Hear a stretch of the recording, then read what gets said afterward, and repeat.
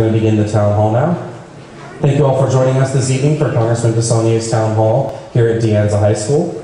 Just a brief run of show. We'll be doing a PowerPoint presentation followed by a question and answer period. During the question and answer period, we do have question cards. Here is an example of the question card. If you have one that's been filled out, please raise it in the air. A staff member on the side of the room will come by and grab it for you.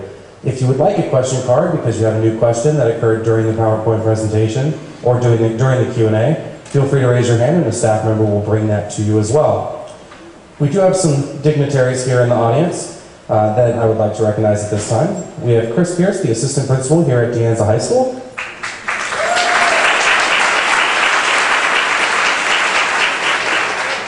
Additionally, we have Principal Summer Singer here with Anza High School as well. And now I would like to call up the Contra Costa County District 1 Supervisor, John Gioia. Yeah.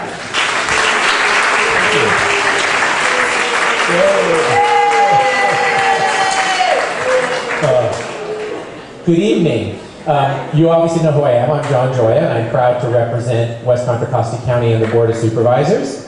And I wanted to say a few words and introduce our Congressman Mark DeSaulnier, because we had a chance to serve together for a number of years on the Board of Supervisors. So Congressman DeSaulnier got his start in local government, so he understands not just how federal government works, but understands city and county government and state. He got his start on the Concord City Council, then served with me on the Board of Supervisors. Let me just say, spent a lot of time on issues here in West County, even when he represented Concord. We had a lot of similar issues. He appreciates and understands even from the local government level, the issues we face here in West County. And then he went on to serve in the State Assembly and the State Senate. And in the State Senate, he also led a caucus of legislators to specifically focus on ending poverty and inequality in California. He formed a caucus that was called End Poverty and Inequality in California. He's continued to be a great ally to us in Contra Costa County, supporting us on our issues as we've protected immigrant families, on health care, on industrial safety, on labor issues. So he's been a great partner for us here in local government at the federal level, the same way when he was in state government. He's been providing a lot, serves on the Oversight Committee in Congress, and you will hear from him tonight on impeachment issues where he's also been very active. So with that, Congressman Mark DeSaulnier.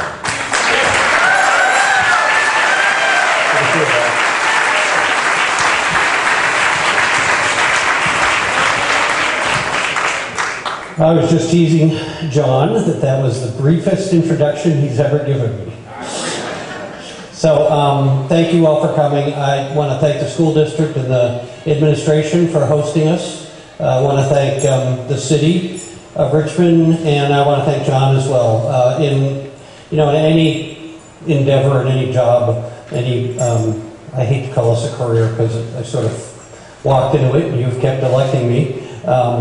But in any time you're working with other human beings, it's just human relations. Some people you get along with really well and you work well with. And John and I I think because we're both very engaged, is that the right word? We did a lot of good work together. So I just want to thank John for his public service and his friendship all these years. So thanks, John.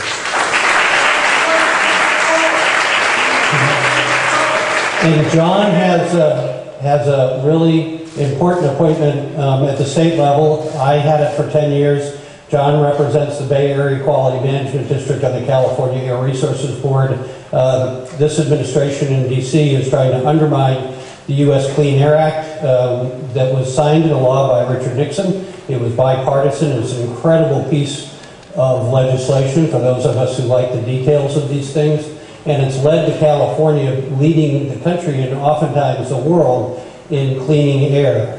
We were able to get what's called the California waiver because California actually started regulating air quality before the U.S. government did. And because our air was so bad at that time, particularly in Los Angeles, we were given this waiver to go further in the state of California than the Environmental Protection Agency, the federal government does, based on public health findings. So the staff at CARB has to go out and make sure that every regulation that John sees has a cost benefit, and has to be able to be defended in court, because it's what's called a private right of action, so that people who disagree with it, who are affected, can sue. And CARB regularly wins because they have incredible, really the best staff in the world now with what's happened at the Environmental Protection Agency in D.C. So and then other states can come along with us. So right now in the arguments that California is facing with this administration on carbon and on traditional pollutants, about a third of the U.S., or 13 states representing a third of the U.S. auto market is with California, trying to make sure we do the very best we can in making cars and what's called stationary sources, refineries and chemical plants and energy plants as clean as it can be. So, sorry to be long-winded, but it's one of my favorite jobs. It's an incredibly important job, not just for the state of California, but for the whole world. California leads the world on many of these instances. So, with that, we're going to go through a brief PowerPoint. This PowerPoint we put together very quickly. In the last week has been sort of surreal. I flew back into D.C. last Monday night because I had a hearing of the Oversight Committee on Tuesday. Normally the weeks are Monday through Thursday or Tuesday through Friday to allow people to be able to go back to their district as often as possible and have these meetings and do work that you have to do in the district. So I flew in, my phone was on airplane mode, and when I turned it off, it just lit up with what had transpired with the whistleblower and what we've gone through in the last week.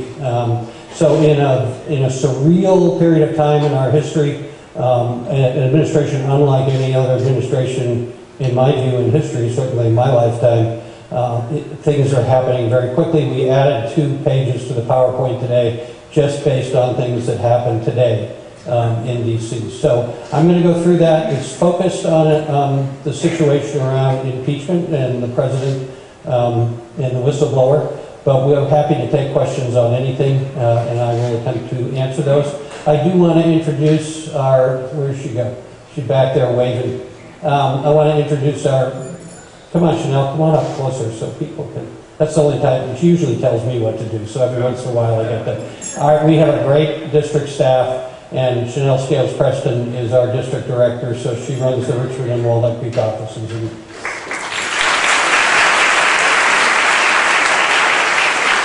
And then you've already met Ryan, who does all our veterans issues in particular. He's beloved in the veteran community, even by people who are veterans of the United States Navy, because he was a veteran of the Marine Corps, so you know how they get along with one another. So let's go through this quickly, and maybe just a show of hands. How many people have been to one of our town halls prior? Okay, if I'm redundant, it's a test, or just make sure. This is our district. There are 435 members of the United States House of Representatives. Only a little over 12,000 people in the history of the country have been honored to be members of the United States House of Representatives, so thank you for letting me do that. It's all in Contra Costa, which is great. In my other jobs, I've represented every city and community in Contra Costa except for San Pablo for some reason, and I now represent that as well. So it's a great district. It's very diverse in many, many ways, and I'm constantly honored that I get to. Make sure you do something for the community. Okay, good. I know. You know, we're in a culture right now where people. I'm going to evoke my mother. If we can just be polite and follow the process, it'll help everything go better. I'm very open to discussions with people who disagree with me or agree with me, but town halls go better if people don't just scream out. So this is the Congress. Thank you for indulging me. It's switched. You can see how close it is between Republicans and Democrats. We are very polarized right now between 2 parties. Having said that, we still get a lot of things done that don't get in the news, and I'll talk about that a little bit later. I've always worked very hard to have good relations with everybody that I serve with in local government, at the state level, and at the federal level. So you can see how close it is. Next. I am one of 7 members of Congress that are on 4 committees. Normally you're on 2, maybe 3.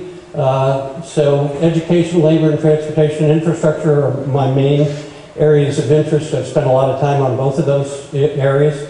And then oversight, I've always enjoyed doing oversight at every level. I think, one of the things you learn in local government is that when you're on a good city council, school board, or county board, a lot of what you're doing is just overseeing the operations, not legislating, which I think is an important job for an elected official, and it should be nonpartisan. Unfortunately, in our environment, it frequently is.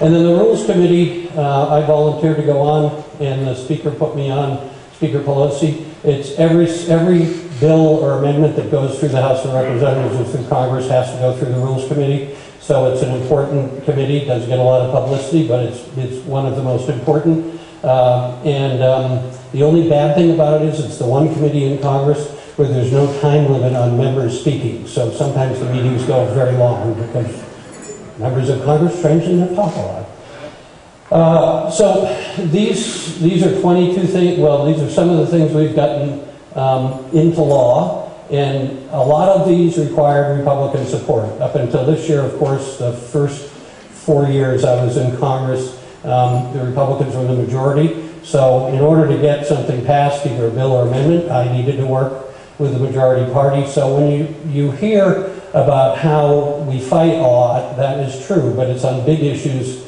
And I think my own personal view is because on issues like immigration, that there's a lot of money on the outside putting us in corners. I think if there was less money involved in our elections, particularly independent expenditures, we would be doing a much better job because we'd focus on just getting the work done that 9 times out of 10 you'll never hear about or read about, but it's the nuts and bolts of government.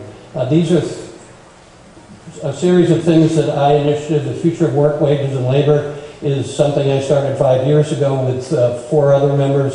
We went around the country to the best research facilities in the country, trying to figure out how do we make sure that wages start to come up significantly. Since 1974, American workers, their wages have come up about 10% along with inflation and real raises, but they have become 75% more productive. So there's a huge problem in this country right now. We now have the highest level of inequality in the history of the country, worse than the Gilded Age, and this is a real problem for opportunity for kids, our kids, my kids, to have the same opportunity that I had, and this goes to housing costs, wages, getting good jobs, being able to get a career where you move up and are able to buy a house, have retirement, and raise kids. So we're about to do a whole package in a labor committee of bills that we came up with. Every place we went, we started in Oakland and at Berkeley. Berkeley has one of the best labor institutes in the country, Go Bears. And we partnered with Stanford, which has one of the best institutes for the study of poverty and inequality. As John said, it's been an issue for me for some time.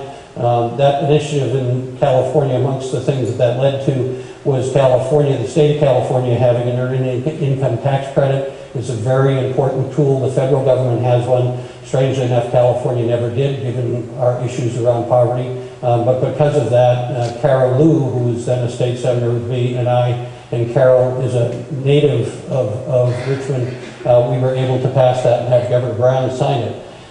Cancer Survivors Caucus. I am a survivor of cancer. When I got elected to Congress, I went in for a physical, and it turned out that I had a form stage 4 chronic lymphosemic leukemia. I was tired a lot, but I thought it was allergies and the stress of getting elected to Congress. And it turned out that I had this. 15 years ago, my oncologist told me there was very little they could do for somebody in my situation. Now I take a pill every day that gives me a normal life expectancy. And that pill was developed largely by taxpayers' funds through the Department of Defense and through the National Institutes for Health. So I have spent a lot of time understanding the value of all of us paying in to federal research. The National Institutes for Health and the National Cancer Institute are the envy of the world. We don't spend enough time explaining to people why that is so terrific. It's based in Bethesda, Maryland, but they give grants. UCSF in San Francisco is the second largest recipient of NIH grants, only behind Johns Hopkins in Maryland. So the caucus is basically bipartisan. We have a couple of bills that we're trying to pass that help on communication and help have doctors get reimbursed for communication. If any of you who've had cancer diagnosis or have family members, you know how difficult the process is. Research says that we only retain 1 in 4 words when we're being diagnosed with a disease like this. So that, I'm sorry. If somebody feels an urge to speak out, if you're going to keep doing it, I'm going to have to ask you to leave. So please try to be respectful of everyone else. And I'm happy to talk to you afterwards if you've got things that you feel important you want to talk to me about. So there's no need to speak out. Urban and regional studies is just issues of young people. The jobs are in these urban areas. We have to figure it out. We have to figure out the challenges of transportation and congestion. Local news is just a thing that's important to me. Local news has gone away. For those of us who remember the Contra Costa Times, we used to get a lot of information on what was happening in the community. We don't do that anymore. And this last one was something that came recently. The administration decided to end what's called deferred action for medical purposes. This young lady came to UCSF in Oakland. She's got a rare disease. She's a dwarf, amongst other things. She was invited to be part of a trial from Guatemala. She came here, her family came here, her dad got a job, they were on a visa, then they got this deferred action. She's been able to live until she's 24. She's helped with these treatment that now keeps other people alive, Americans and other people around the world. And she got a form letter saying she had to go back to Guatemala within 33 days. And myself and Representative Presley from Boston, who had similar cases, because San Francisco and Boston has great research facilities in health, we were very involved. We had a couple meetings of the Oversight Committee. We've introduced legislation. And because of the publicity of what we did, the administration changed and let her stay in this country, and we try to make sure that happens. Yeah, that was great. She went to Cal State, East Bay. She got like a 4.2, and she's just a remarkable human being. So, the next few, we're just going to talk about what's happened this past week. And we're going to run through this quickly. If you are at home watching this, or in the audience, I'm not going to go through every single thing, or we'll never get to questions, but you can access this on our social media right now, or you can do it after it'll be on there and on our website after the meeting. So, whistleblower laws, this law is very important. Oversight uses the whistleblower laws a lot. We want public employees who see something going wrong to report them. There's a very specific process to do this. They go and then they're analyzed by the Inspector General. Every department has an Inspector General. It's a great federal program. They're sort of like the state auditor in California or the legislative analyst office. They're nonpartisan. They're designed to be just give us the facts and let the public and Congress know what the results of their investigation is. So he did this. You want to make sure, the Inspector General want to make sure that somebody who's complaining about something is real, that they're not just making something up or mad about being treated poorly. So the Inspector General did, and he reported to the acting Director of National Intelligence, which he was supposed to do, that there was an urgent need to have this be looked at. And this is what we have as a summary from the whistleblower report that was turned over to us, that the President has admitted to, that he asked the President of the Ukraine to investigate Joe Biden, because Joe Biden's son was on the board of directors of a Ukrainian energy company, and he wanted him to be investigated. It turns out they had an investigation, and there was nothing there, supposedly. So this is against the law. If I did this, I would expect to be prosecuted. If you're a candidate for federal office, you are prohibited by law from getting a campaign contribution that is described as anything of value from a foreign national, because we don't want people other than American voters or people who live here in this country affecting our elections. For obvious reasons, this has been a concern since the country began. The founders wrote about this. They didn't want other countries having an impact on our elections. We shouldn't be doing it in other countries, I will add, but the laws are the laws. So this came out last week. Go to the next one.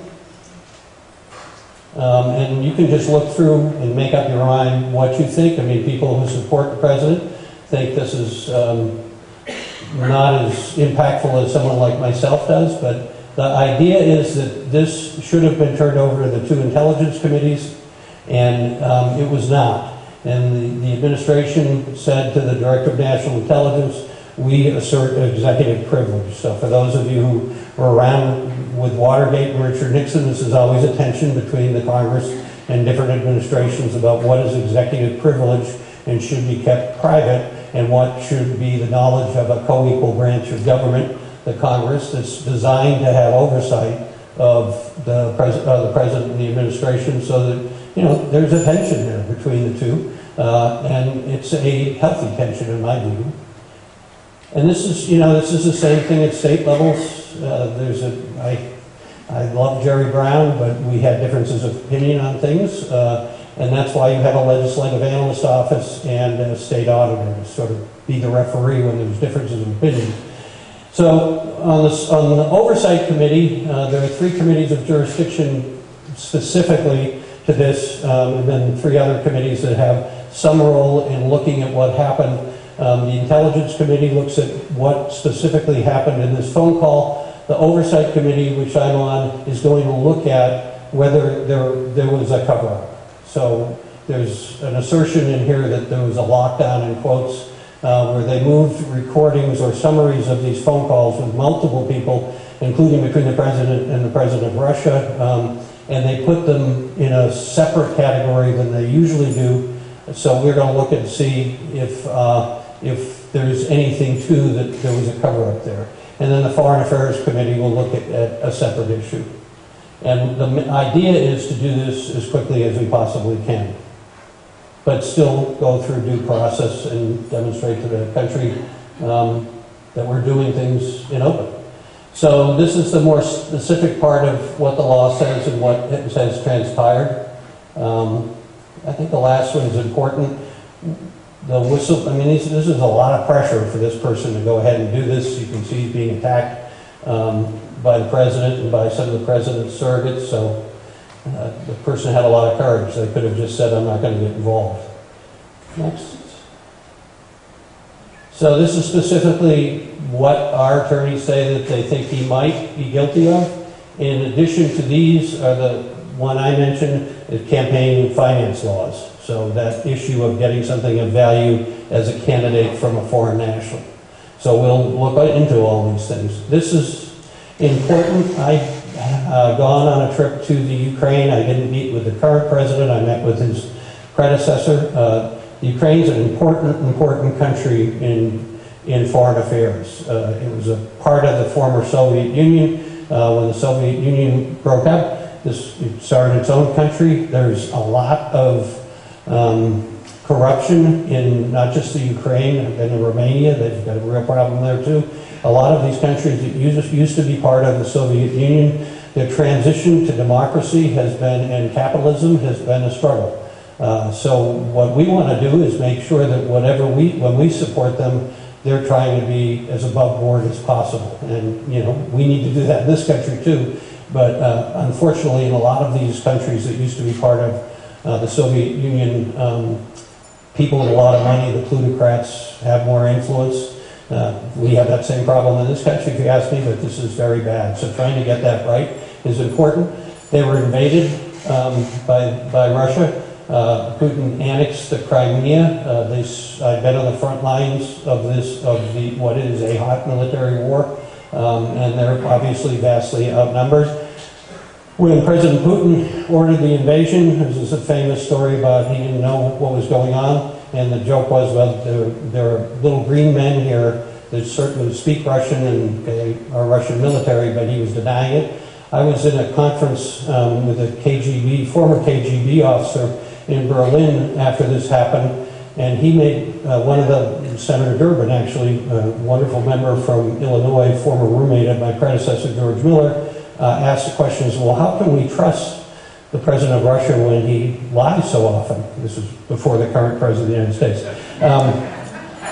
And the KGB officer said, well, this is a real jaw dropper. He said, well, it's not lying when you know he's lying.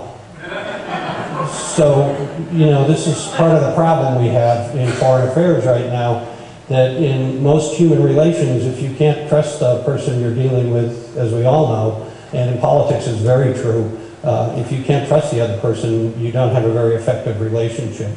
So it's a very large problem. Next.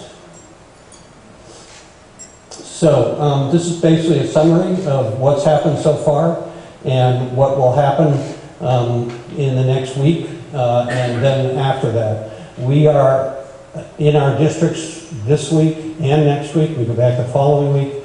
The Oversight Committee and it's our staff and our chair, Elijah Cummings from Baltimore, and some of the other members who are close to DC have been part of depositions that they're taking from people who are affected who've been subpoenaed. So when we get back, I get that information out here, and if they need me to go back, I will go back. And the Intelligence Committee will be back this week for a hearing that will probably be in closed session, because a lot of these things are things that are sensitive to national security, and then they will determine what should be released to the public and still be sensitive to that. Let's see. Next. This is my interpretation of what the strategy has been from the White House so far. I think it's particularly egregious when you start with the things he said about a civil war if he gets impeached, or that the chair of the Intelligence Committee, Adam Schiff, who's a native of Contra Costa, he grew up in Alamo, a wonderful member. We're very lucky to have him. He's a former federal prosecutor. He went to Harvard Law School, and I think he's comes across as very credible. And I have great respect for him, and he's a good friend. So this stuff, screaming and yelling and accusing one another when you're trying to just get to the facts and let the American public decide for themselves, is what I think we as Democrats, and I hope a lot of my colleagues across the aisle will do the same thing, is be non-emotional, follow the facts to the truth, and let the American public see what happened. Next. This is a new one. So this is how quickly it's changed. The DC office just put this page in about an hour ago based on what's happened today. One of our things, actually this we had earlier in the week, is how we enforce our laws. So we issue a subpoena. First, we usually ask for the material because courts like to see that Congress is being deliberative and trying to cooperate. Then we issue a subpoena that has the force of law. You've got to respond. And then this last one is something that hasn't been done by Congress in 70 years, and now we're talking about it, is if it's obvious whoever the subject is just blowing us off, there is a provision in federal law that says that we can fine the people with a majority vote in inherent contempt, and the House Sergeant of Arms, their police officers, can take a person into custody. There's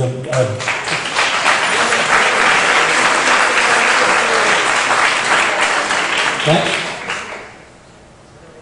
So this is a new one. This is what happened today. The president came out and said China should start an investigation of the Bidens. So once again, he's asking for something of value against somebody who is a potential opponent in the general election. Next. So this is the process and the history. These are the committees of jurisdiction that I mentioned. This is the one I'm on. So right now we would go through, find out the information, and then required by statute would go to the Judiciary Committee, which I am not a member of. They would have a simple majority vote if they wanted to actually act on impeachment. And then it would go to the House floor, where there'd be another majority vote, and then it would go to the Senate, who would actually have a trial presided over by the Chief Justice of the Supreme Court. Next. So that's what I just said. So we can go through that one. Go to the next one. I'm getting ahead of myself here. This is a section of the Constitution that allows for what I just described, judiciary. Impeachment does not mean the person is removed from office. It's an indictment. And then the Senate is where they have the trial. So there's been a lot of confusion by people who don't like the president. They just say impeach him, and they think that that just gets rid of him. The founders of this country who wrote the Constitution wanted elections to be important and wanted it to be very hard and unusual to remove people from office by impeachment. Then the next slide will tell you how rare it is. Actually, the one after this. So the threshold changes. It's 2/3 in the Senate to actually remove somebody from office. In the House, as I said, it's a simple majority vote. And this is the makeup of the United States Senate right now. You can see that there are 53 Republicans, 45 Democrats, and 2 independents.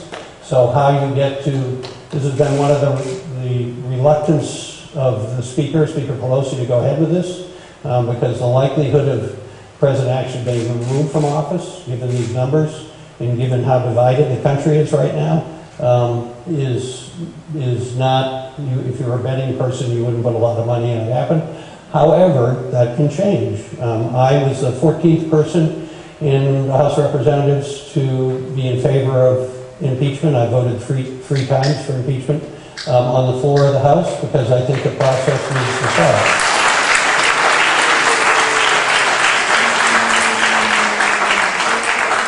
Next. So this is how unusual it is. 19 federal officials in the history of the country have been impeached, and only 8 have been removed from office. 2 presidents, Andrew Johnson, Abraham Lincoln's vice president, when he ran for re-election. Often wonder what history would have been like if he had kept his first vice president, Hamlin, but he thought he was in such a tough election, he wanted somebody from the South, so Mr. Johnson was the vice president. He came within 1 vote in the Senate of being removed from office. And then Bill Clinton, we went through that. He was impeached by the House of Representatives, and then he wasn't convicted in the Senate. And one of the concerns about that second part is because of the way the Republicans went through that process with Bill Clinton, the Democrats came back and had very large victories, both in the Senate and the House, because the American public thought that the Republicans had gone too far. So that's one of the reasons I think Speaker Pelosi has been reticent to get to where she is now. Next. Okay, so there are other things going on in Congress. We're really trying to focus on those things. These are things that the House has already passed. None of these have got a hearing in the Senate. Senator McConnell, the leader of the Senate, has basically said we're not going to vote on any of these. The first one is the most important. I mentioned about how money involved in politics and how much it's grown since the Supreme Court decided on a 5-4 vote that independent expenditures, those are campaign contributions that are spent outside our election committees. We have very little rights, according to the Supreme Court, to oversee those. So there's been this huge and billions of dollars money spent on those, mostly on the Republican side, but on both sides. And it's really made, I think, the atmosphere we have in Congress has been one of the biggest contributors. This law will do as much as we can. It was done by John Sarbanes, a wonderful member from Maryland, who's a good friend, and I was a co-author of it. So a lot of our functions in democracy and in Congress right now have to do with money. It's always been an issue in American politics, but it's particularly bad right now. You need to know who pays for our campaigns, and then you can decide for yourself as voters. But being able to hide who's supporting us and the lack of truthfulness in a lot of the messages that funds makes it harder for you as a voter to make an independent, objective decision on who you elect to Congress. And I have a firm belief that American voters will make the right decision if they get the information they need to make that decision. And you would get that if we clean up the influence of money in politics and at least make it obvious to you who's contributing this money. Okay?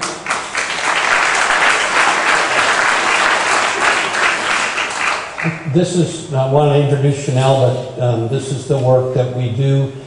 Some of the basic work that people like John and I do are not these legislative things. Those are important, obviously, and oversight. But it's the relationship we have to our constituents, the people who call our offices and need help desperately. So we do, according to the independent Congressional Management Foundation. It's independent, it's nonpartisan. 2 years ago, we were a finalist in constituent services, so we were one of 6 members of both houses, so 535 members. And we didn't win that year, but now this session, we did win the award for transparency and openness and innovation, and that's because of Chanel and her staff. So I'm particularly proud. So there was one Democrat, one Republican who won that award. So I'm really proud of that. You know, when people ask me why I do this, because it can be a weird job and stressful and demanding, I get more than I give. I love my job. I'm very thankful for you to have me be able to serve you.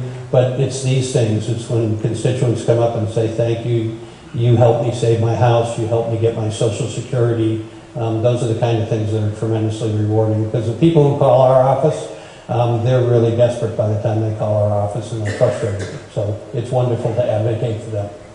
So with that, Ryan, we'll go to questions. Was I as fast as I was in Pittsburgh 2 nights ago? You're not going to comment.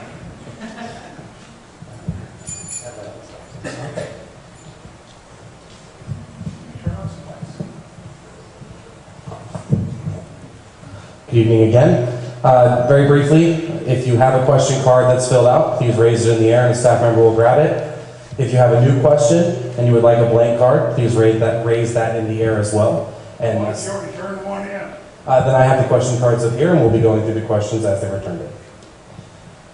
Also, we do have a few other elected officials and dignitaries that have arrived. We have Ben Choi, the Vice Mayor for the City of Richmond, here with us. And we have Cheryl Suddeth, the Director of the West Contra Costa County Wastewater District here in the front row. And we will begin with our first question. Our first question is from Ron. I've heard it said that 30 Republican senators would vote for impeachment if it were a secret ballot. What do you think it would take to get them to come out of the closet? It's an interesting choice of words, whoever you well, Jeff Flake, a former member of the Senate, Republican, very conservative, from Arizona, who didn't run for re-election because he's been critical of this president. I think he's the one, I read the article that said that. It's not a secret ballot. I don't think it should be a secret ballot. I think we should do things in public so you can know where we stand and you can vote for us or against it. I don't know I know what's going to change their mind from a political standpoint. If the numbers and the polling in their states and their districts starts to change, then I think Republicans, I know enough of my colleagues who didn't support this president and feel as I do. One of my really good friends is Justin Amash from Michigan, very, very conservative Republican, who, yeah, but he became an independent and has said that he's for impeachment. Justin he's as conservative as you could get, but he's a principled person. I was walking over to vote with him not long after he announced that he would, and I said, Justin, you know, I'm proud of you. I hope that if the shoe was on the other foot, my expectation is I would do the same. If there was a Democratic president doing these kind of things, I believe that I would do the same things that he did. When we get enough Republicans to do it is the question. And I go back to when I was in college during Watergate, Howard Baker, Republican member from Tennessee, who's the ranking member of the Watergate investigation on the Senate. And remember how that went. It wasn't impeachment that got wrong Republican, Nixon to resign. It was those public hearings where the public heard what was happening. They heard about the tapes. They heard about the 18 minutes. They heard John Dean. And Republicans and Democrats said, no, no matter what we feel about ideologically about this president, we don't agree with this kind of behavior. So we live in a different time, but it's my hope that if this proceeds in the next few weeks, we'll get more Republicans to say the same thing. That they, you know, I mean, this is the last warning. Okay? So whoever's doing that, just so you know the rules of the road here, you can have.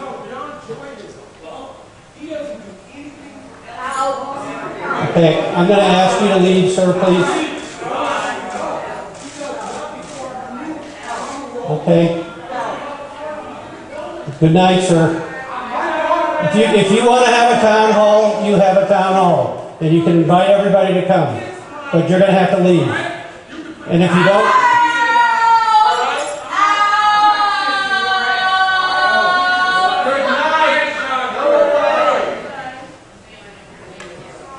Thank you all. Sorry for that.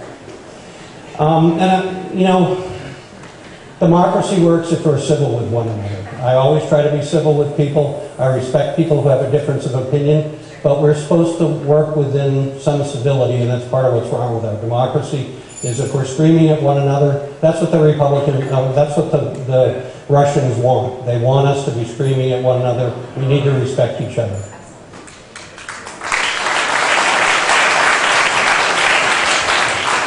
Our next question is from Kirk. Would you sponsor a well-regulated militia restoration act to include 3 basic principles: training, tracking, and taxing to pay for the other 2? It would debunk any claims of gun control as being anti-Second Amendment. Nobody's ever asked me that question. I'd be happy to talk to you more about what your ideas are individually. The U.S. Supreme Court is the arbiter of what the Constitution says when we disagree. That's the way the founders set it up. So the Second Amendment is what it is, but the Supreme Court has said for decades that local and state governments can do reasonable gun control laws that still preserve the Second Amendment. So one of the things the NRA, I think, has done effectively for their cause is say that anybody who wants to look at sensible gun violence laws are trying to do away with the constitutional right. I don't have that authority, but I do have the authority to bring bills up that are consistent with the Constitution that protect people from gun violence.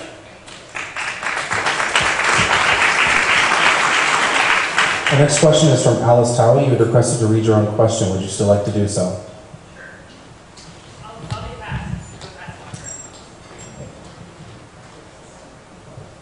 Hi, thank you very much. My name is Alice Chewy. Given the President's recent attempts to intimidate whistleblowers, what can you do to protect and encourage other whistleblowers to come forward at the federal level? That's a really good question. The statute is what it is, but I think what we have to do, and I hope there have been Republicans who have spoken out about this, that Senator Grassley, who's important to this, he has said that you have to protect the whistleblower. So we do have Republicans and Democrats saying we're going to protect the whistleblowers, we're going to protect anybody who comes forward, because it's my expectation that we will interview this person in the Intelligence Committee, but then the people who are in the situation room that he has had conversations with will most likely be subpoenaed as well, because we want to hear everyone who's been involved. So it's very, very important that we protect the whistleblower. A lot of us, Republicans and Democrats, mostly Democrats, are very concerned about his or her safety, but other people, because you want people to feel comfortable about coming forward. That's what the law was passed for. And the law, in the time it's been in effect, has saved taxpayers hundreds of millions of dollars, because it's corrected bad things happening that people saw and came forward with good conscience. So we have to protect them as best we can. I think it's completely unconscionable, and voters, supporters of the president, I think should feel this way too. I feel very strongly they should, because it could be a Democrat who does it sometime in the future. If you're attacking people and trying to intimidate them, that's not presidential behavior, that's a mobster's behavior.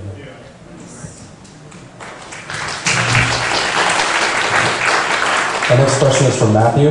What is your opinion of the $100 billion transportation measure being floated? $100 billion transportation measure that's being floated. Being voted? Being floated. Floated, oh, floated. So there are business groups in the Bay Area that want to go out and get you to pass a sales tax to do more transportation infrastructure.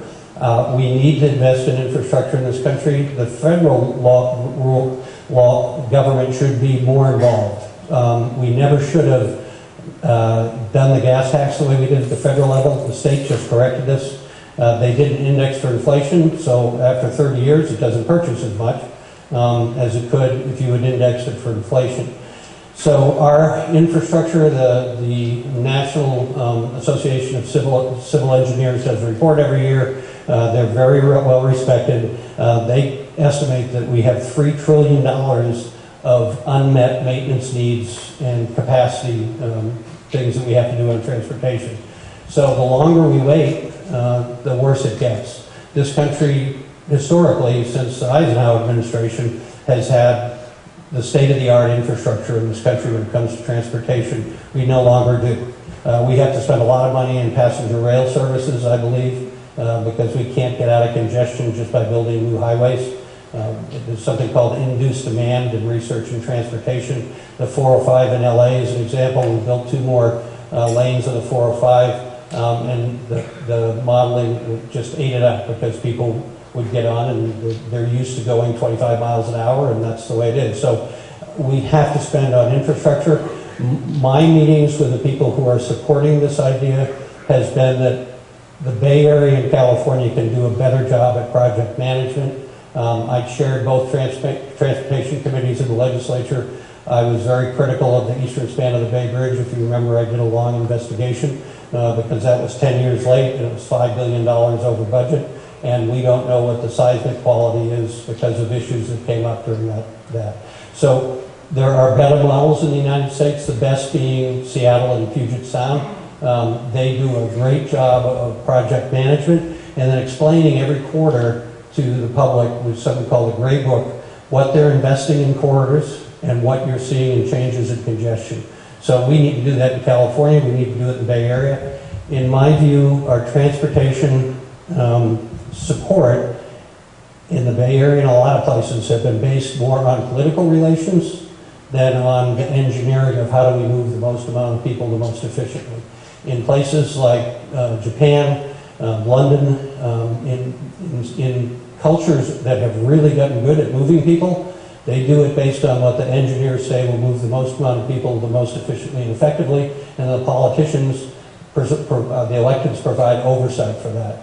We in this country sort of got it the other way, where we wanted to do projects that were important for us. And nowadays, you know, where the model is so different, we used to model one income and one career with one commute pattern for 30 years. That doesn't happen anymore. So at MTC, which I was on for 10 years, is the regional planning body. It's all appointed members. I represented Contra Costa on there. When you lived in Richmond and you worked in Richmond, or you lived in Oakland and you had the same job and the same commute for 30 years, the modeling was easier. It was easier to sort of figure out how to do the infrastructure. Now with, they say that a high school graduate this year, the Department of Labor says can plan on changing careers, not jobs, careers 5 times.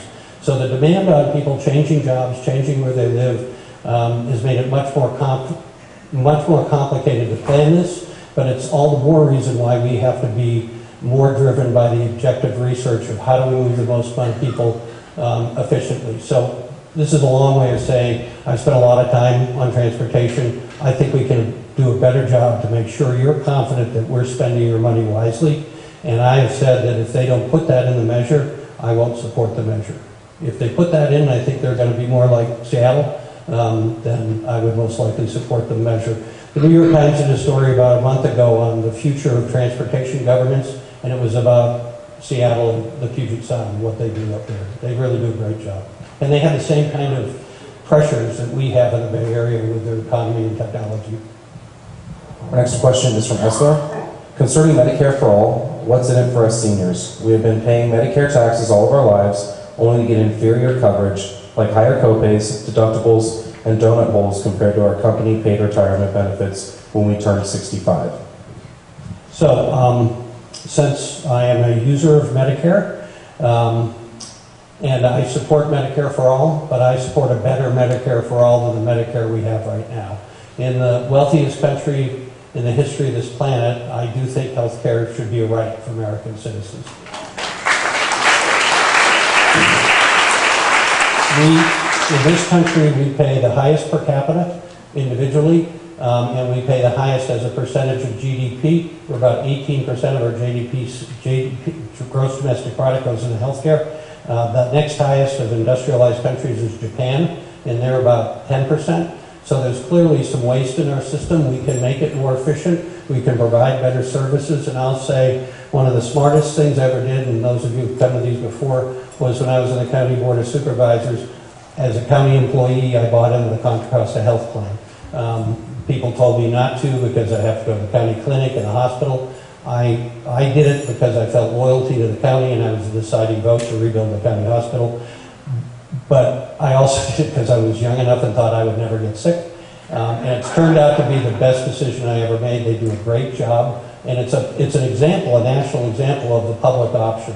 So as we go through this debate about how do we improve health care, one of the things that the ACA did not do, but the Democrats wanted to have included, is a public option like the Contra Costa Health Plan. So it makes private health insurance companies compete with a public option. We have that here in this county. We're lucky in this county to have Kaiser be so big and to have started here in the East Bay. And when they're doing a good job, they do a very good job. But we're also lucky to have the Contra Costa Health Plan and the John Muir system. So as we go through this debate, this is going to be one of the priorities for us. It's a priority for Speaker Pelosi. We have a bill that we're going to introduce when we get back to try to control prescription drug costs. It's very important to the American public. We want to focus on those things. I oftentimes kid when I hear some of my colleagues talk about Medicare for All as somebody who gets it now. I'm like, I'm not sure that's what we should be aspiring for. Because the co-pays can be difficult for people who are on fixed incomes.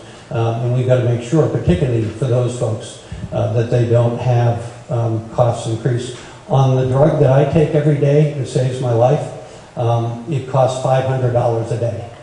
In Australia, it costs $6.37, same drug. So we need to get to the bottom of why that is.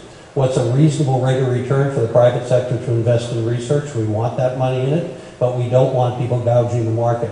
So there are examples, there are stories in the Wall Street Journal about my drug, about people on Medicare, even people who are fairly wealthy, losing their homes just trying to make the copay on the bill on what I have. That's $500 a day, obviously, is very expensive.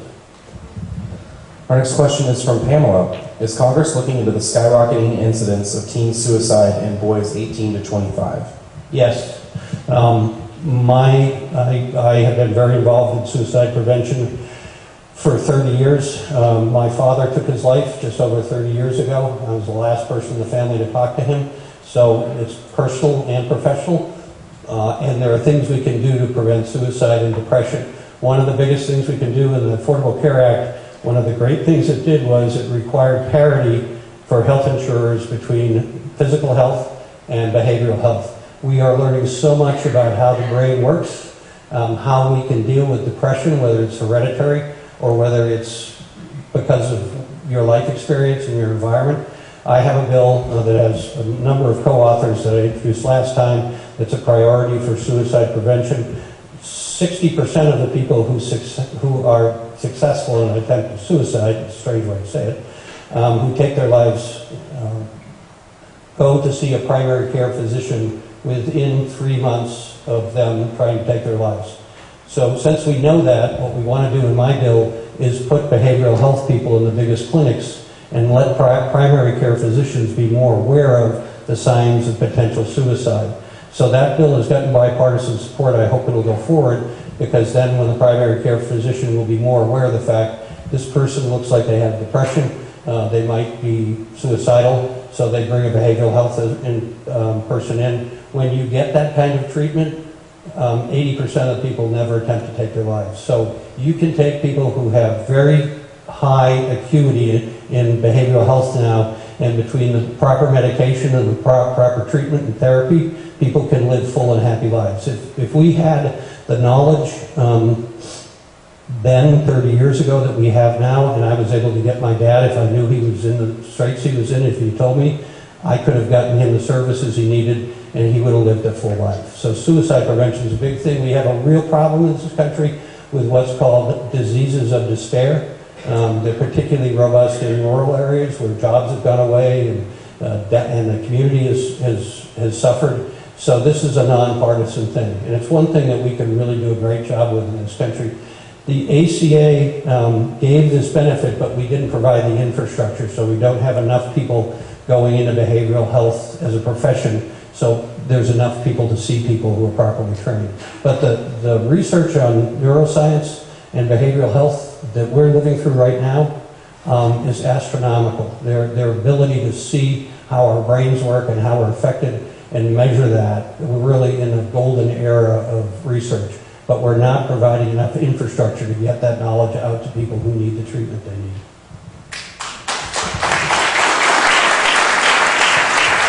Well, Ryan and I had a doctor come to see us who worked for the VA in Martinez and is now in DC. She went to Harvard Medical School, and she told us of this treatment that we're going to talk to the person who got it, where you can take, this is mostly for, you know that there are 20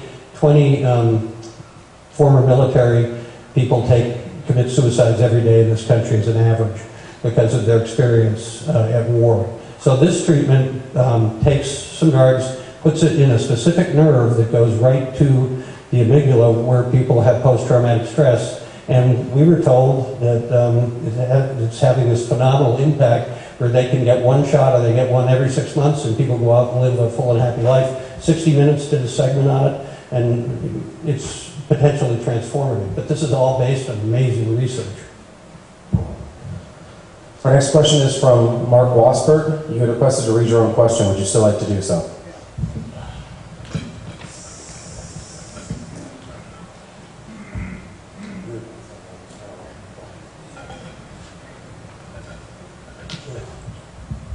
What proof can you come up with to impeach Trump? Because actually what I seen on the board, I didn't see hardly anything. I mean, it's Nancy Pelosi, she's over there blabbing that she wants to impeach Trump. The GOP was never going to impeach Trump at all, because I know the Senate is not going to do it. Now, but what I'm going to say is, I want you to show me exact proof on what you guys are going to try to impeach Trump on. Well, I would recommend that you read the Mueller report.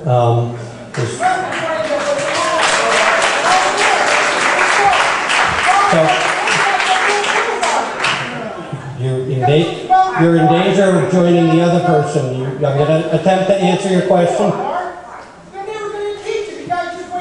going to give you 3 seconds. That's what I'm saying. You want me to answer the question, or you want to scream?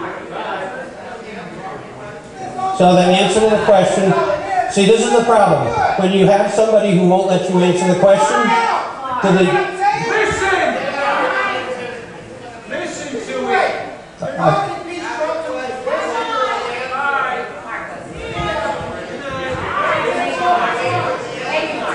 So the answer to the question is, these are human institutions. We try to be objective. All of us have a certain amount of subjective feelings. The law is what it is, in my view. You cannot ask a foreign national for a favor politically as a candidate.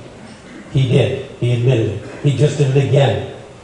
If you read the Mueller report, it has generally the sense that you read when you read classified materials. The Russian government wanted to disrupt our election and wanted this president elected. I think the American public should be against that, irrespective of who it is. We don't want another country, and a country whose leader does not believe that in democracy, Putin does not believe average people should be governing. So I would hope Americans believe that. We're the longest, most successful democracy in the history of the human species. That requires voters to have knowledge and not have foreign governments helping candidates, either party. So to me, it's fairly clear, but I have said there's due process allowed everybody, so we'll go through the process, and then I'll vote when it comes up on the floor. If I were to vote right now, I would vote to impeach the president.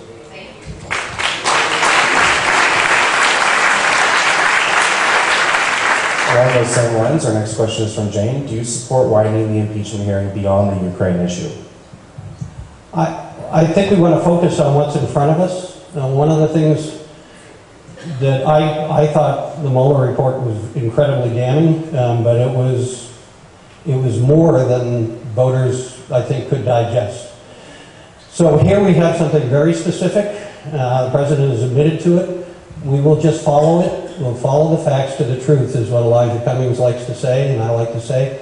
So we'll focus on what we have in front of us. If there's more, that will come up during the hearings. Our next question is from Andres. What is the status of the Army Corps of Engineers dredging project, and why is Stockton the deciding agency when the project is from Point Pinole to Martinez? You know, I'm getting this question a lot, and to tell you the truth, I have to find out more of it. People have come to me and said we should stop it because it's helping the fossil fuel industry because of the refineries in the strait. Since I was on the Board of Supervisors, the board has frequently advocated for dredging as an economic development part. What happens is the silt from Sacramento River and the San Joaquin River comes down and builds up in the bay. So you have to dredge it every few years. Besides the refineries using that, the agricultural industry, it's important to them. That's why Stockton's leading it, because they send lots of agricultural product exported out of the Port of Stockton. So those ships benefit from that. I'm told by Jerry McNerney, who represents Stockton, that a lot of solar and wind infrastructure comes from Asia and gets into the Port of Stockton and Oakland. So I have to learn more about it. I would like to see a day where the refineries are closed.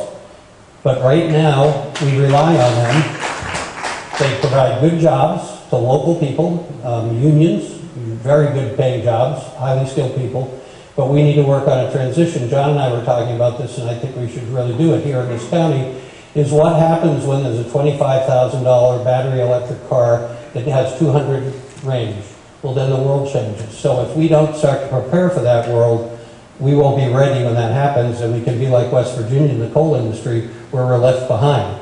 In addition to that, we have to deal with the issue of climate change, and we've got to be much more significant. We're told by the scientists on an intergovernmental study on climate change, a very well-respected group that's been studying this for years, is that if we don't start really implementing serious climate carbon issues in the next decade, it will be too late. So I want to save the planet. All of you want to make sure that this planet is as healthy as it can be for future generations. We need to change our energy sources, but we need to do it in a thoughtful way. And we need to do it to make sure that the people who have good paying jobs continue to have good paying jobs when we have new energy sources. And we did this on renewables in California, which is one of the reasons we've been so successful. So we went from 20% renewables to 33% renewables. I voted for that bill. I was a co-author of that bill. And we were told by the utilities there's no way we could make it. They made it. And now the state's going to 50% renewables.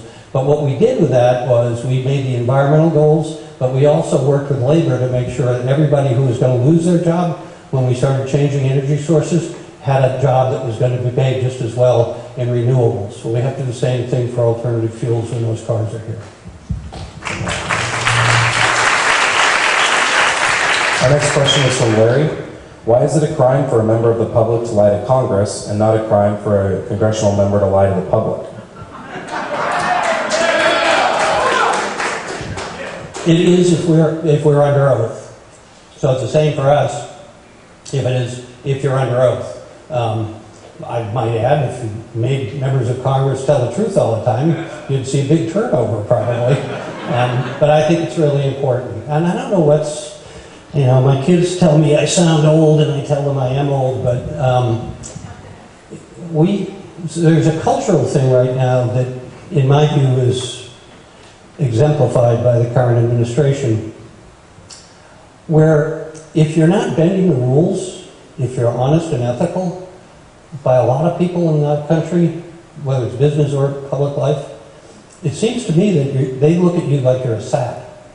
What I want in elected officials are people who are honest and ethical and care more about the American public than they care about themselves. I said this in Pittsburgh 2 days ago. I said, I'd prefer somebody who is honest, ethical, and cares about the American people. I'd prefer a Republican who's conservative to a Democrat who is doing the kind of things that this president is doing. I prefer a liberal Democrat, but first and foremost, we have to insist on our elected officials to be honest and ethical and care more about all of us than we do about ourselves. And if we insist on that, this country will be much better off very quickly.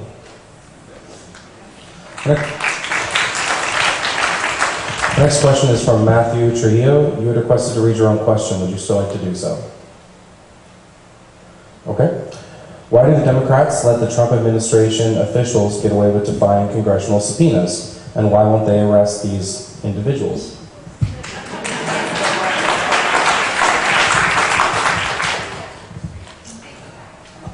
I think it's because this is unprecedented. I mean, that's the way I feel. We just never had a president who just blew off rules and laws and subpoenas. So as part of this discussion, we had a meeting of the Progressive Caucus, which I'm an executive board member of, with the chairman of the Judiciary and the chairman of the Intelligence Committee just before we left, and this was a large part of the discussion. And we're in a real tough spot here, folks, as democracy. And we're going to have to, the American public is going to have a lot to say about how this plays out. If the American public, all of the American public, a majority of the American public says this is unacceptable, then it will be reflected by every member of Congress, Republican and Democrat. Right now it's not. So our ability, we joked about, well, where was the Congressional jail? You know, and I heard a story that it used to be over in some buildings where the Supreme Court is now. We've had jokes about a room in the Cannon office building where my offices are, but we've never had this kind of situation before. So we're going to do everything we can to enforce the law, and we just have to be tenacious about it and stay on it. Our next question is from Andre. Do you support federal assault weapon bans with mandatory buyback programs, licensing gun owners, and registering all firearms? Yes.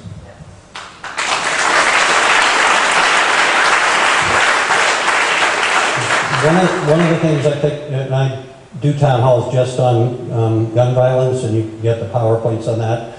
If we approach this as a public health issue, we wouldn't have the problems we have. And if you look at public health issues in the aggregate, this is an outlier. We haven't been able to drop the numbers as well as we could have because we made it this emotional, cultural thing. And if you looked at just investigating and implementing policy that by evidence-based research made it less likely for people like my dad. We don't know how he got his gun. He lived in Florida, and 35 years ago it wasn't that hard to get a gun in Florida. It still isn't.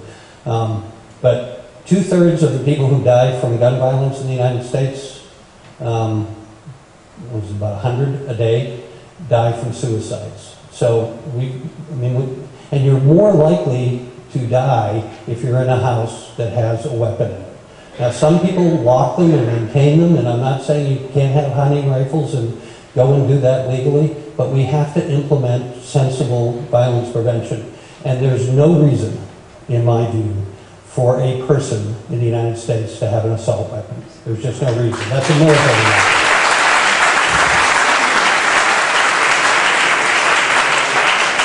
Our next question is from Dawn. Do you think that pursuing an allegation of treason against the U.S. is both one, appropriate, and two, strategically a smart approach in addition to the current path to impeachment?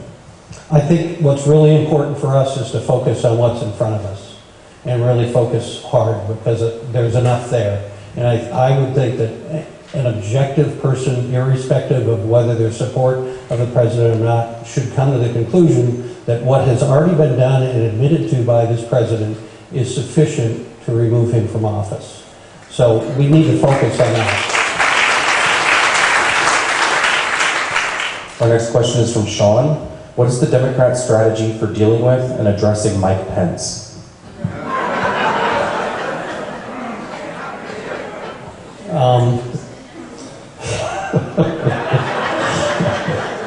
One thing at a time, folks. Well, as part of this investigation, and you see stories coming out about where he was in all these discussions, so there are stories that say he was part of it. We do know that the president was scheduled to go to the Ukraine and to meet with the president. when he withheld this military aid and made this phone conversation, the president did not go, and then the vice president was supposed to go. And the vice president didn't go, we don't know why, and Rick Perry went representing the administration. So there's a lot of assertions in the press about what was transpiring and what message was trying to be conveyed. So we're going to have to try to find that out during our investigation. Our next question is from Ann. How can Democrats move forward with the obstruction of Mitch McConnell? Trump almost seems to like the sideshow with Mitch pulling the strings. So Senator McConnell is up for election this cycle. He is defending more seats than Democrats are defending. I think there are 22 seats in the Senate, up Republican seats. I don't remember the exact number, but there's quite a few that were in states that the current president, I have a hard time saying his name, won by less than 10%, which means it's possible they could be defeated, the incumbents. So it's been interesting to me that Mr. McConnell has been very quiet and not defending the president's actions.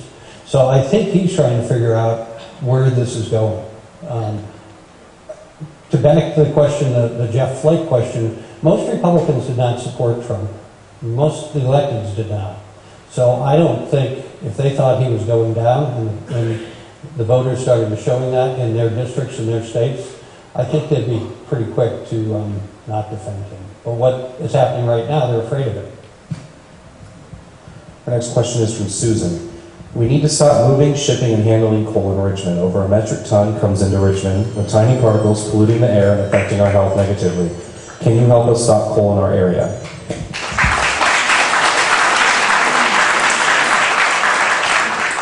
Yes, and I have in the past. Senator Hancock and I both represented Richmond when some of this was first starting. So we insisted on having the best available technology when they were shipped.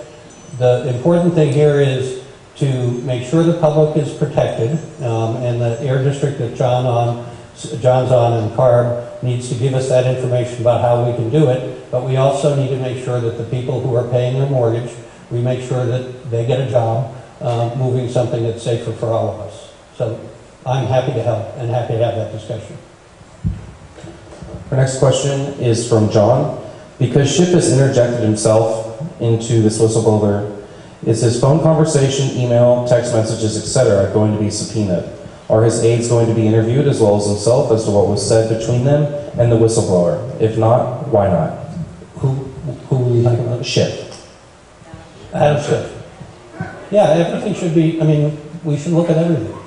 But one of the things that is happening in this discussion, being a person who goes on Fox News, and not crazy about doing that, but some of the leadership likes me going on because I don't get a motive, but I try to defend myself from my position, is that this is about screaming at one another, you know, and it reminds me of kids when they get caught in the liquor cabinet and they say to their mother, well, what about Johnny?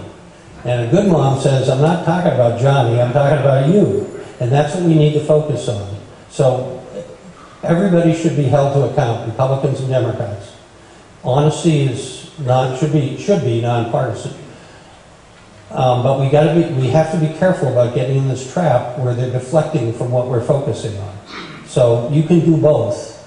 I think you can say that everybody is held to account, but still focus on what's in front of us. Our next question is from Brea. How is California helping to ensure safety in our schools, school shootings, bullying, and overall safety? So we did, as part of the appropriations bills that passed out of the House that the Senate has now, we had bipartisan appropriations to help with violence and gun violence and safety in schools. It's just awful, I'm sure you all agree, that you see pictures of American kids with their hands up and doing drills because they've got to worry about somebody coming in and shooting at the school. So we are providing more money in this appropriations bill. We had a meeting before this to talk about that, to make sure that we are ready in Contra Costa and West County Unified, that if there's federal funds, and there will be in this appropriations, that we're ready to get those funds as quickly as possible. Our next question is from Daniel Donahue. You had requested to read your own question. Would you still like to do so? Yes, I do. while we're waiting for Daniel, on the question about Schiff, one of the things that's we've got to focus on is fake news and real news, and social media and 24/7 news. We know now, there's a wonderful book I just finished, The Hacking of the American Mind, that people have taken these advances we've gotten in neuroscience and they've used them to make money.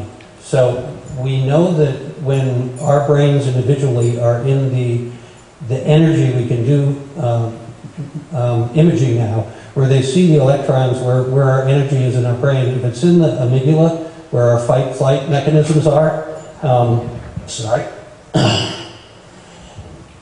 that what a therapist will tell you, or a police officer or a teacher, when they're trying to get you to calm down, they will say, stop, take a breath. You can actually now see where the energy in your brain goes when you're all emotional, and it's in the front portion of your brain, your fight-flight, and then when you move it to the problem-solving part of the back of your brain. So this is what's playing out in our public discourse. When you've got people trying to get you all upset, they're not trying to help democracy. We need to take a deep breath, be strong about our feelings, but still be civil about everybody. I'm getting directions to stay away from the water I just spilled up here. Congressman, let me begin by saying I want to thank you for making yourself available at these town halls. It's been extraordinary that you've done this. After the congressional hearing of Corey Lewandowski, Trump's former campaign manager, he made a mockery of Congress. He made a mockery of the Democrats. Why wasn't he charged with inherent contempt that day? The media was all over the Democrats for being feckless and spineless and not charging that gentleman. Thank you. You're welcome. Thank you for that compliment. This is, and I'm not on the Judiciary Committee, but one of the things I think in our hearings, and we're talking about this of the rules, is right now each member gets 5 minutes. And, you know, electeds being electeds, some people are better at 5 minutes than others, and some people have different motivations. One of the things they did in Watergate was that they had their attorneys for the committees who are more practiced have longer period of times to question the witnesses. So one of the things in that hearing was there was 30 minutes where the Judiciary Committee attorney got to ask him the questions. And that was more focused, and they got a little bit more material on it.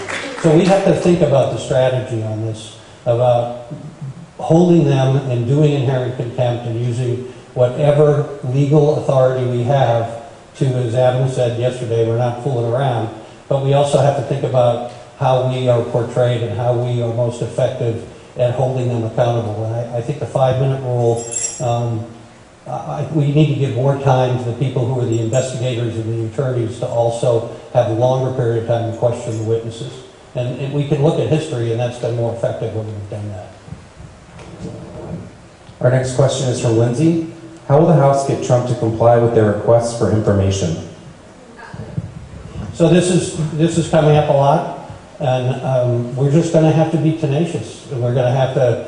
One of the things that Newt Gingrich did years ago was they cut about 40% of the staff for the committees and the members. So we need to hire really good staff. Well, this is one of the things that was great about being in the California legislature. We have really good staff people who spent their lives and developed world-class expertise. So we're going to have to just stay on them and use the rules we have. And folks, one of the things that's really important are American citizens. And we're all going to have to be engaged. I know you're in the Bay Area. The Bay Area is pretty united on this. It's very united, despite a couple of people. But there are things that you can do to help convince people. If you've got friends and relatives in other parts of the country, engage them. There are lots of political opportunities that I can't go into at a public meeting, but there's lots of groups out there that are helping change people's minds across this country and using people from all over the country to use technology to help on that and be part of a civil, focused, intelligent conversation that gets people to the point that says, this isn't right. People have sacrificed their lives. John Lewis, a colleague, had his skull fractured for civil rights. People have really struggled and defended and risked their lives for us to be able to vote and vote for intelligent, honest people. we're lucky to be here in many ways. I mean, I constantly think of John Kennedy's quote more and more when in his inaugural he said, "Very few generations have the honor of defending freedom in its ultimate moment of peril." Never did I think that that would be in my lifetime against a president of the United States, but it is what it is. So you've all got to help us with this. And we'll do everything we can, but if the American public speaks, then this will work out fine. And we'll learn our lessons from it.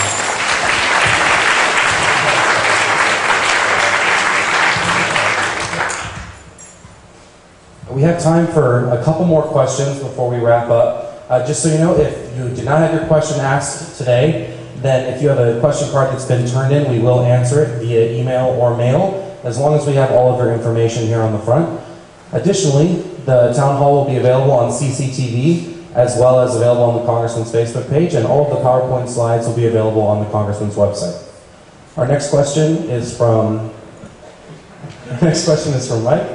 Why are we paying farmers not to grow food when we have so many hungry people? Why not surplus commodities again?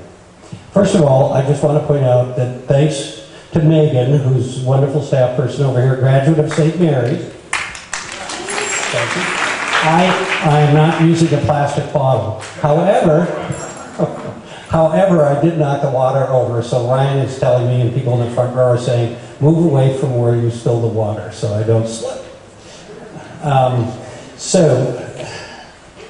What was the question again? Yeah, right. Why are we not paying farmers? Why are we paying farmers? This has been an issue in this country. If you know about ethanol subsidies, and since we're watching the Iowa primary, we don't have candidates go to Iowa and talk about getting rid of subsidies for ethanol. We shouldn't be subsidizing products just for political relationships. We should be doing it based on evidence-based research and analysis of what's best for everybody. There are examples where we can subsidize agriculture that would be good for everybody, but I think you're right.